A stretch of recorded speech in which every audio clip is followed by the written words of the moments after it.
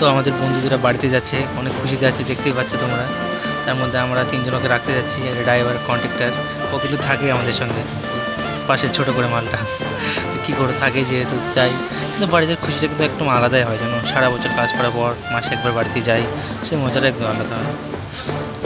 তারপর আমি ভাবছি যে আমি আবার কবে বাড়ি যাব, এই আসলাম বাড়ি থেকে, তারপর মনে হচ্ছে যে কবে বাড়ি যাব, সেই আশা করে আছি। তো যাই হোক, একদিন না একদিন তো যাবোই বাড়িতে, সে আশা করে আছি। ঘুরে বেড়াবো এখন, যাই ওদেরকে রাখে আসি। এখন আমার মার সাথে আছি, যাবো আমরা থিবিম রেলওয়ে স্টেশন।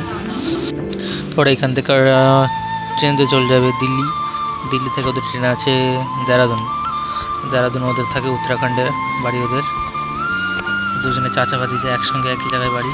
চলো ঠিক আছে, যাক, আর কী করে ভালো বলে যাক জানে। চলো পরে কথা বলছি। আসি তো, আজ এতটা বুঝে থাক।